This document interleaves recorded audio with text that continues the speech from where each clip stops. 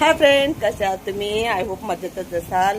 तर बघा मंडळी, कसा पसारा पडलाय घरामध्ये. कामामध्ये पसारा उचलणं होत नाही, काही नाही. आणि माझी तब्येत पण बरी नाही, 2-3 दिवस झाले. पूर्ण डोळ्यात सुजन आहे. आणि आता बिमारी म्हणजे काय सांगू तुम्हाला, बिमारीचं निदान नाही लागत आहे. खूप म्हणजे सांगू शकत नाही मी तुम्हाला. आज मला क्लाससुद्धा बंद ठेवावं लागले विद्यार्थ्यांसाठी. मॉर्निंगची बॅच बंद ठेवावं लागली. आणि काय करू आता, आज मी स्वयंपाक करत आहे. आता बघा, घड्यामध्ये वाजले 11:15. तरी माझा स्वयंपाक पुरवलेला नाही आहे. आणि बघा, गॅसवर पण खूप सारा पसारा पडलेला आहे.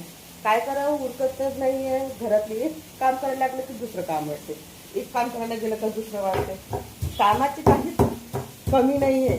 काम वाटतं, कमी करायला गेलं की वाटतच वाटतं. आता मी इथे ना मठ्ठा बनवत आहे. आता मठ्ठा कसा बनवता येतो तुम्हाला मी मठ्ठा बनवताना दाखवते आहे. तर हे घेतले मी ताक. त्या ताकामध्ये मी थोडंसं पाणी टाकणार आहे. आणि हे जे आहे ना, याच्यामध्ये मी काय काय घेतलं आहे ते सांगणार आहे तुम्हाला.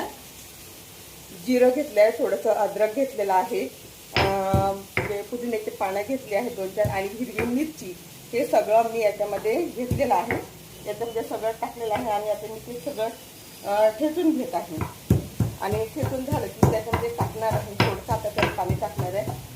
थोडं प्यायचं, एकदम एखाद्यामध्ये जास्त होत नाही आपलं त्यांनी पिणं. तर खेती करून मी आता बघा तुम्ही किती छान आणि टेस्टी लागते. आणि त्याच्यामध्ये टाकते मी काळं मीठ टाकलेलं आहे. तर एकदम बारीक बारीक करायचं, कारण हिरवी मिरची आहे ती पोटात गेली तर पुन्हा गॅस आली होते पोटामध्ये.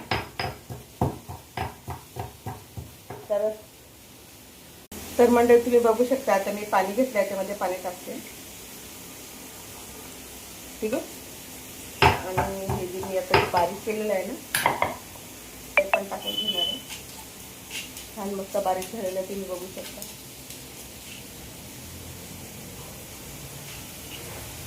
थोडं काळं मीठ. आणि बघा कसं दिसतंय.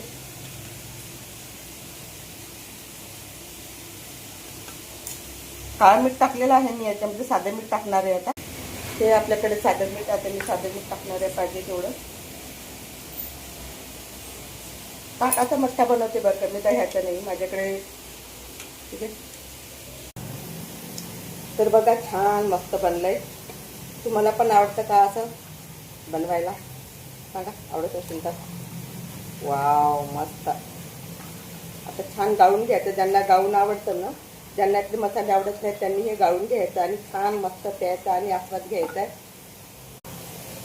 चला तर मग मंडळी, 1 ग्लास तुमचा, 1 ग्लास माझा